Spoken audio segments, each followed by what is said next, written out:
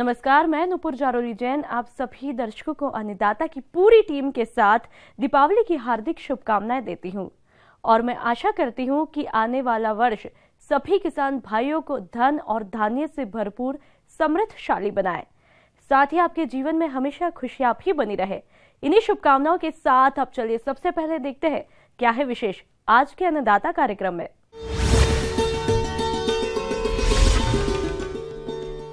Solar power यंत्र पर तकनीकी जानकारी।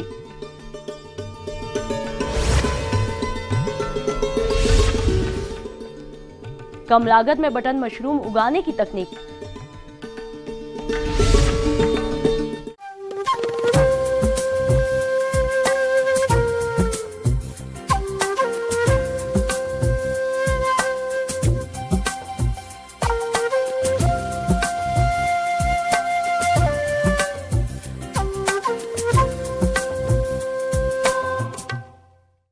अक्षय ऊर्जा यानी कि सोलर पैनल का इस्तेमाल आज कृषि क्षेत्र की आवश्यकता भी है और अनिवार्यता भी है, तभी कृषि क्षेत्र में तेजी से विकास होगा क्योंकि वर्तमान में बिजली की समस्या गंभीर है। मेरा नाम बद्रीनारायण यादव है और हमारे यहाँ पे बिजली की बहुत ही शॉर्टेज रहती है। कभी आती है तो कभी रात को, कभी दिन में आती है, कभी आंधी तूफान की वजह से नहीं आती है। और हमारी फसलें मिर्ची, बैंगन जो भी लगाते हैं, रंज का काशनी वो तक जल जाते हैं और पानी पीने की भी समस्या रहती है। तो हम सोलर लगाना चाहते हैं, तो इसके लिए हमें कोई ऐसा सुझाव और उसकी जानकारी दीजिए। तो किसान भाइयों, आपकी समस्या को देखते हुए ये जरूरी हो जाता है कि आप सोलर पंप सेट का उपयोग करें, तो इस समस्या से छुटकारा पा सकते हैं, जिस पर अपने अनुभव आपके बीच साझा कर रहे हैं गांव चिमनपुरा, जिला जयपुर के किसान विमल कुमार यादव। जैसा कि आप देख रहे हैं, मैंने एक किसान होने के नाते कृषि क्षेत्र में सबसे बड़ी जो समस्या है पानी की, और पानी को लेकर के किसान हमेशा परेशान भी रहा है। हमारे यहाँ इस एरिया में वाटर लेवल जो है वो 300 फीट गहराई पे है। आज जब पानी के लिए एक हमने सोलर का जो प्लांट लगाया, एक बहुत बढ़िया रास्ता हमारे को जब मिला, तो इस पानी से हमारी फसलों में टाइमली सिंचाई मिल जाती है, पशुओं को पीने के लिए पानी मिल जाता है और साथ ही हमारे को मकान में या घर में काम में लेने के लिए पानी भी मिल जाता है। ये पानी जब सोलर पंप हमारे निकालता है तो ये बहुत ही आसान इसका चलाने का तरीका है।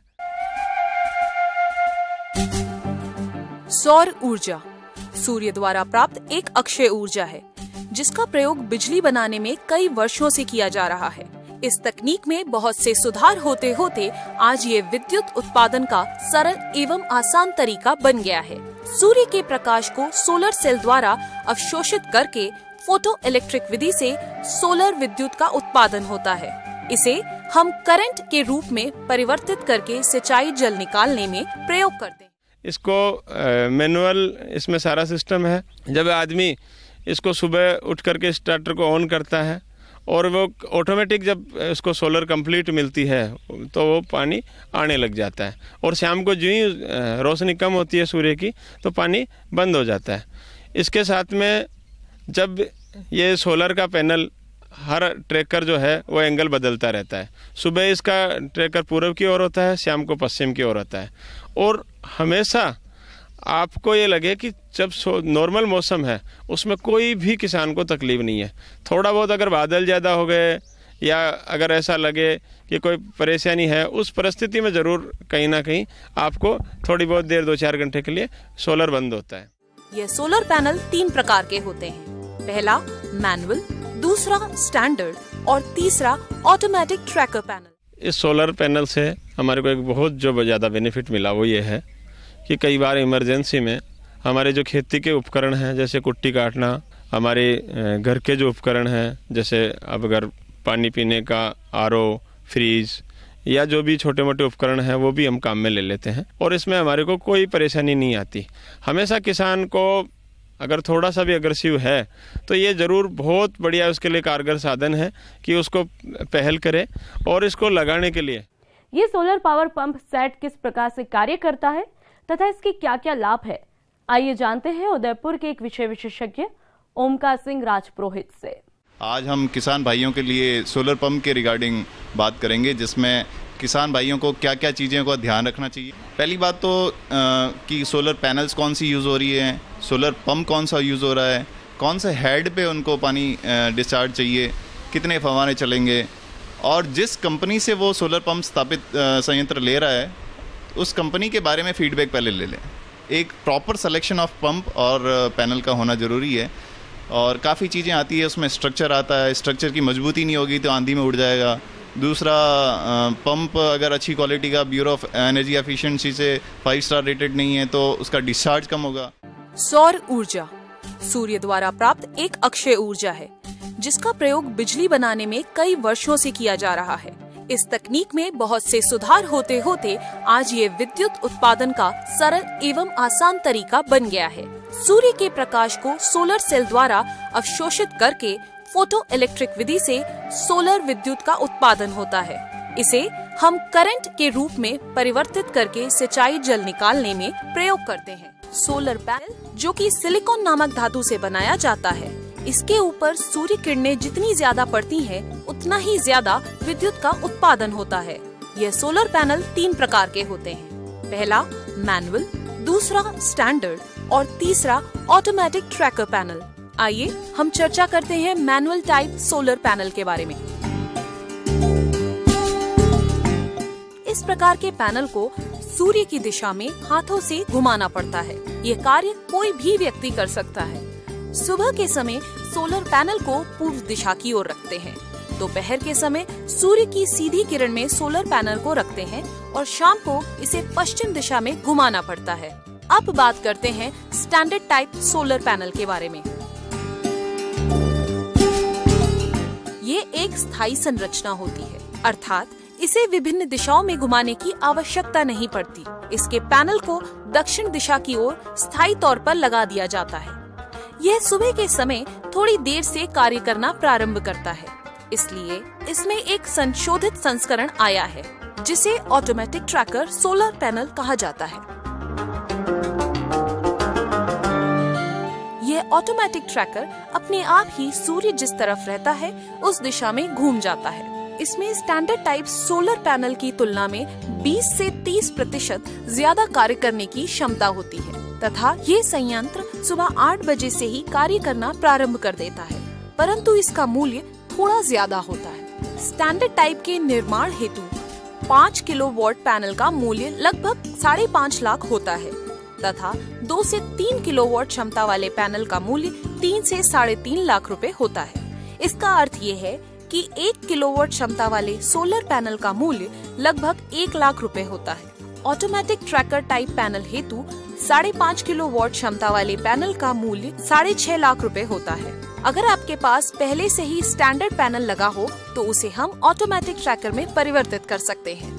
इस हेतु आपको 1.5 लाख रुपए अतिरिक्त व्यय करना पड़ेगा। अगर आपकी विद्युत मोटर 2 हॉर्स पावर की है तो उसे 2 किलोवाट के सोलर पैनल से आसानी से चलाया जा सकता है, और यदि आपकी मोटर 5 हॉर्स पावर की है तो उसके लिए 5 किलोवाट का सोलर पैनल लगाना पड़ेगा। आपके पास अगर विद्युत मोटर उपलब्ध है तो इसके लिए आपको अलग से कोई विशेष प्रकार की मोटर खरीदने की आवश्यकता नहीं पड़ती है। सोलर पैनल द्वारा उत्पादित करंट डीसी होता है, जबकि हमारी विद्युत मोटर एसी करंट से चलती है। अतः इस डीसी करंट को एसी करंट में परिवर्तित करने के लिए पीएफटी नामक एक उपकरण लगाना पड़ता है। इसे हम विद्युत मोटर में लगाते हैं। ये सोलर पैनल पूरी तरह से सुरक्षित है और इसमें कोई खतरा नहीं है। अगर किसान इसे बंद करना भूल ही जाए तो ये एक निश्चित समय के उपरांत स्वयं बंद हो जाता है और अगले दिन फिर से कार्य करना प्रारंभ कर देता है।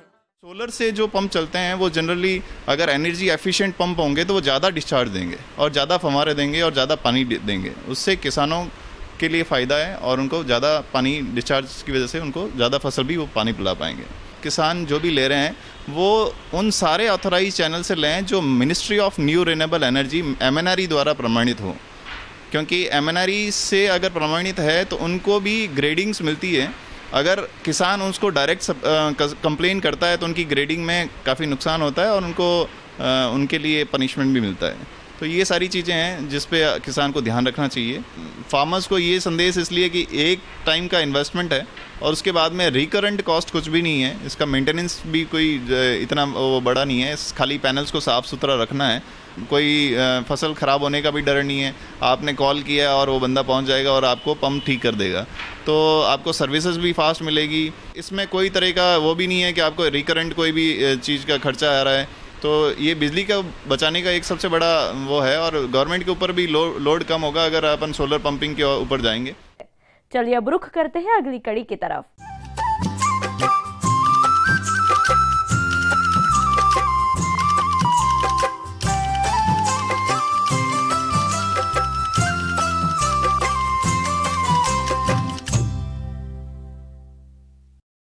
मशरूम की मांग को देखते हुए इसे उगाने वाले किसानों की संख्या बढ़ती ही जा रही है और अगर आप भी मशरूम उगाना चाहते हैं तो बटन मशरूम उगाने का अभी सही समय चल रहा है, लेकिन मशरूम उगाने के लिए तकनीकी बातों की जानकारी होना बेहद आवश्यक है, जिस पर चर्चा करने के लिए हमारे बीच मौजूद है कृषि विशेषज्ञ डॉक्टर वेद रतन। देखिए, जब आपने कंपोस्ट बना लिया तो कंपोस्ट की एक तो सबसे बड़ी बात ये होती है कि उसकी पहचान करना कि गुणवत्ता युक्त कंपोस्ट है कि नहीं। इसके लिए बड़े आसानी से आप उसका परीक्षण कर सकते हैं। पहली बात तो कि कंपोस्ट में किसी तरह की चिपचिपाहट नहीं होनी चाहिए। कंपोस्ट में नमी जो है वो 68 से 70% होना चाहिए और उसको देख लें मुट्ठी में दबा के, अगर उंगलियों के बीच से पानी नहीं निकलता है तो इसका मतलब उसमें पर्याप्त नमी है। तो इस तरह से, और कंपोस्ट का रंग जो है वो गहरे भूरे रंग का होना चाहिए। 1 कुंटल कंपोस्ट के लिए लगभग जो है 1 किलो स्पान, यानी जिसको हम मशरूम का बीज कहते हैं, बिजाई के लिए प्रयोग करते हैं, आवश्यकता होती है। अब इस कंपोस्ट को हम अपने जो फसल कक्ष है आपका, उसमें 2 तरह से रख सकते हैं। एक तो पॉलीथीन के थैलों में भर करके, दूसरा जो है हम चहली बना करके या रैक बना करके उसमें इसकी हम भराई करते हैं। अगर पॉलीथीन का बैग लेते हैं तो उसमें अगर 2.5 गुणे 1.5 फुट के पॉलीथीन लेते हैं तो उसमें 7 से 8 किलो कंपोस्ट बड़ी आसानी से उसमें भरी जा सकती है। और अगर हम रैक में भरते हैं तो 1 स्क्वायर फीट में 6 किलो कंपोस्ट की आवश्यकता होती है। इस तरह से हमें रैक बनाने की आवश्यकता होती है। कंपोस्ट की भराई चाहे हमने रैक में कर दिया है या बैग में कर दिया है, इसके बाद उसके ऊपर बिजाई की जाती है। इस पान, जिसको हमने अभी आपको बताया, इसको ले लेते हैं और इस पान को देख लें प्रयोग करने के पहले कि इस पान की क्वालिटी अच्छी हो। अगर थैले में है तो उंगलियों की सहायता से, हथेली की सहायता से दबा देते हैं, और अगर रैक में है तो उसको जो है लकड़ी के निर्जीवीकृत पट्टे की सहायता से अच्छी तरीके से उसको दबा दिया जाता है, जिस तरह से खेत में बुआई के बाद पाटा लगाते हैं। इसके बाद उसके मुंह को पॉलीथीन के थैले को बंद कर देते हैं, और रैक में है तो उसके ऊपर जो है पहले से ही शोधित अखबार रखते हैं, न्यूज़पेपर, और उसको बिछाने के बाद उसके ऊपर हल्की सी तराई कर देते हैं अगर कंपोस्ट में जरा भी नमी की कम होने की गुंजाइश दिखती है। तो तराई करने के बाद बहुत महीन फव्वारे से स्प्रेयर से करते हैं।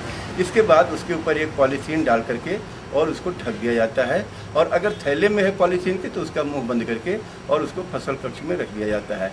ऐसी जब उसकी बिजाई करके रखते हैं तो इस समय जो फसल कक्ष है उसका तापमान 23 से 25 डिग्री सेल्सियस होना चाहिए। ऐसी अवस्था में हम नमी बनाए रखते हैं और लगभग 15 दिन लगता है। 15 दिन के बाद जब हम थैले को खोलते हैं या अखबार को हटाते हैं तो मशरूम की जो फफूंद है वो पूरे कंपोस्ट में फैल चुकी होती है।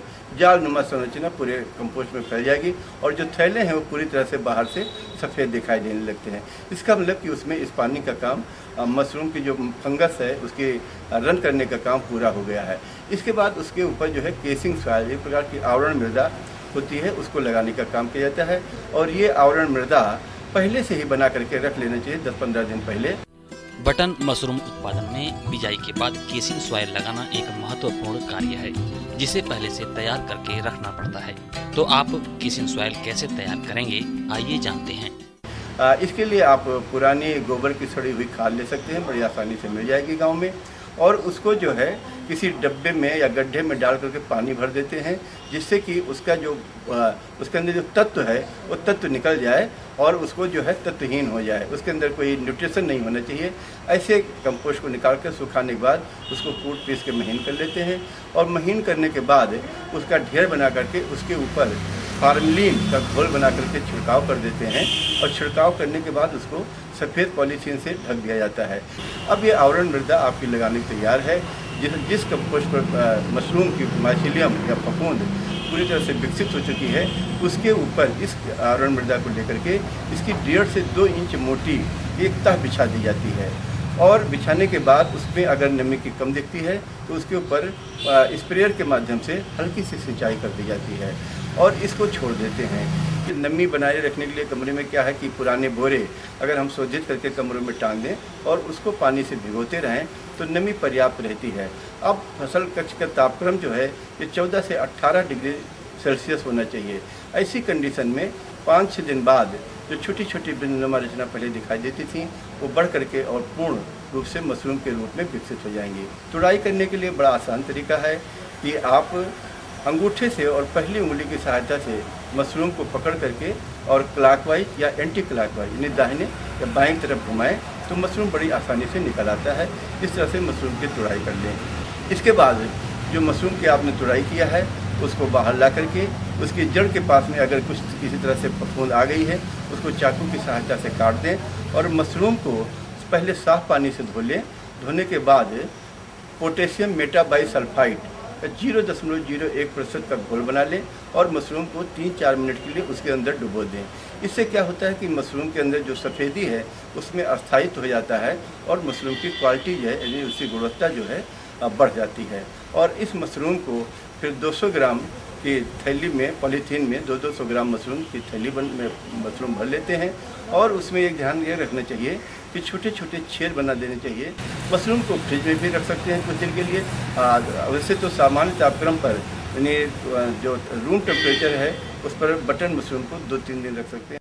आगे और भी है कुछ रोचक जानकारियां, पर यहाँ पर रुकेंगे एक और ब्रेक के लिए। जल्द हाजिर होते हैं।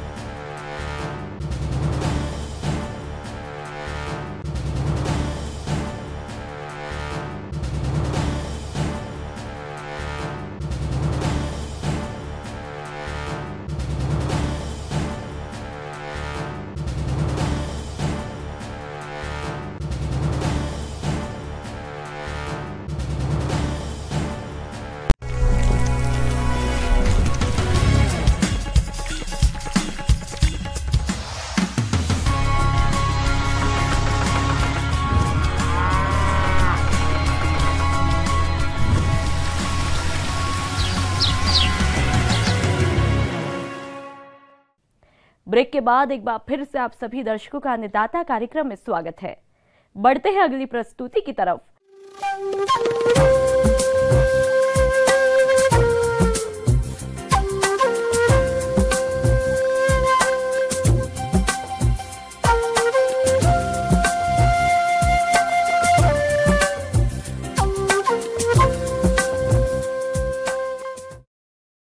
मौसम के अनुसार प्रबंधनों पर ही टिकी है आपकी खेती बाड़ी, इसलिए मौसम पूर्वानुमान और उस पर आधारित साप्ताहिक कृषि सलाह इस प्रकार है।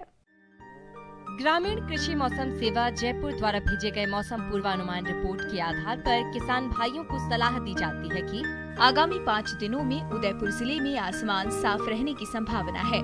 आगामी 5 दिनों में हवा की गति 2 से 5 किलोमीटर प्रति घंटे के वेग से पूर्वी से पश्चिमी दिशा से चलने तथा अधिकतम तापमान 35 से 36 एवं न्यूनतम 17 से 18 डिग्री से रहने के साथ साथ वायु में आर्द्रता की मात्रा अधिकतम 75 से 79% तक एवं न्यूनतम 17 से 19% तक रहने की संभावना है।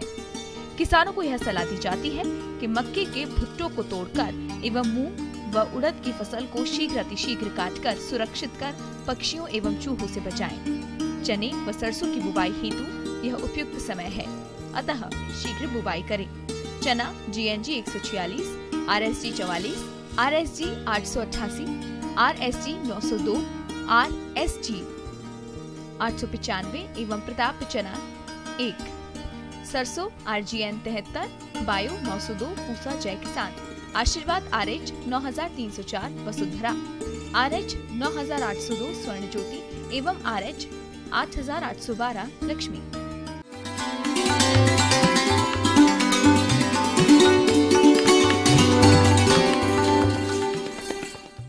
जॉन डियर अन्नदाता हेल्पलाइन निःशुल्क फोन संपर्क सेवा के माध्यम से आपके द्वारा पूछे गए प्रश्नों में से 1 या 2 महत्वपूर्ण प्रश्नों को हम अपने कार्यक्रम में शामिल करते हैं। इसी के तहत आज का चयनित प्रश्न और उसका जवाब इस प्रकार है। अन्नदाता निःशुल्क फोन संपर्क सेवा के माध्यम से पूछे गए प्रश्नों में से आज हमने जिस प्रश्न को कार्यक्रम में शामिल किया है उसे पूछा है ग्राम काला डेरा, जिला जयपुर के कृषक पप्पू यादव ने। आप रोटरी सीड ड्रिल यंत्र के बारे में संपूर्ण जानकारी चाहते हैं तो पप्पू यादव जी आपकी जानकारी हेतु प्रस्तुत है कार्यक्रम का यह अंश। रोटो टिल जो होता है वो आधुनिक इजाद की हुई वैज्ञानिकों द्वारा ये एक ऐसा कृषि यंत्र है खेती बाड़ी के लिए जो कि परंपरागत से हट करके जो कई बार खेती बाड़ी में मशीनों को प्रयोग किया जाता रहा है उसकी जगह ये एक ही बार में एट ए टाइम खेत की जुताई भी कर देता है और साथ ही साथ जुताई के उर्वरक और बीज की बुवाई भी कर देता है और ये ट्रैक्टर द्वारा चालित है। इसमें पावर अधिक ज़रूरत पड़ता है। जुताई में 35 हार्स पावर से ऊपर के जितने ट्रैक्टर हैं 40, 45, 50 जो भी हों उसके अनुसार इसकी साइजें अलग अलग होती हैं क्योंकि आगे जैसे जैसे साइज बढ़ता जाएगा जैसे कि इसमें 1.5 metre 2.25 metre 2 metre 2.5 metre 3 metre वैसे वैसे हार्स पावर की अधिक ज़रूरत पड़ता है तो इसके लिए ट्रैक्टर का उसी अनुसार चयन करते हैं। ये तीनों काम जुताई साथ साथ उर्वरक बीज की बुवाई कतार में करता है, लाइन में करता है और उचित गहराई पर बीज की बुवाई और उर्वरक का होता है। पहले उर्वरक गिरता है उसके बाद बीज गिरता है उचित गहराई पर जिससे कि बीजों का जमाव अच्छी प्रकार से सुनिश्चित होता है, समय से होता है। इसमें बीज और उर्वरक दोनों की 25 से 30% तक बचत होता है जो कि महंगा निवेश होता है। किसानों की लागत परंपरागत में अधिक बढ़ता है तो उसमें इसकी बचत हो जाता है। इसके अलावा इसमें जुताई में जो परंपरागत में लगभग 4,000-5,000 रुपया जो हेक्टेयर में जुताई का लागत खर्च पड़ता था वो उसकी जगह ये सब काम एक ही साथ करके 75% लागत में जुताई में बचत कर देता है। एक प्रति मानव कार्यकारी दिवस 8 से 10 घंटे में 8 से 10 एकड़ क्षेत्रफल की रोटो टिल से बुवाई संभव हो जाती है। ये जो रोटो टिल है इसमें जो है छूट किसान भाइयों को कृषि विभाग द्वारा अनुमन्य है। किसान भाइयों की मांग के अनुरूप ये डिमांड कृषि विभागों द्वारा सरकार में जाएगा, वहां से फिर अनुदान के तहत ये यंत्र सुलभ कराए जाते हैं।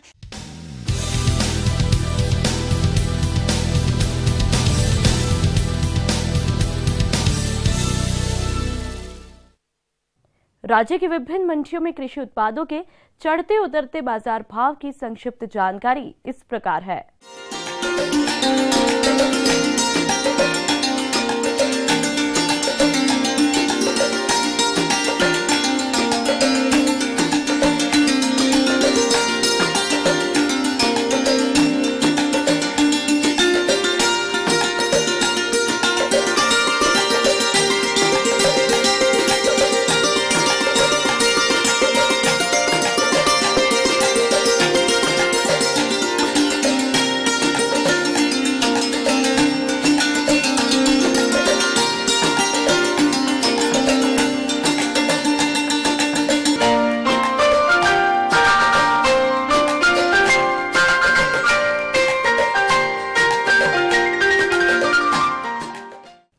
अब आइए देखते हैं कल दिखाए जाने वाले कार्यक्रम की मुख्य झलकियां।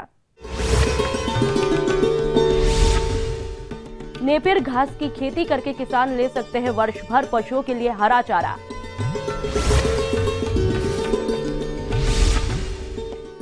बैंगन की फसल में कीट और रोगों का नियंत्रण। प्रदेश के सभी दर्शकों को अन्नदाता की पूरी टीम की तरफ से पुनः दीपावली की शुभकामनाएं देती हूँ। और अब दीजिए मुझे अनुमति, कल फिर इसी समय आपसे मुलाकात होगी कृषि संबंधित कुछ और महत्वपूर्ण जानकारियों के साथ। नमस्कार।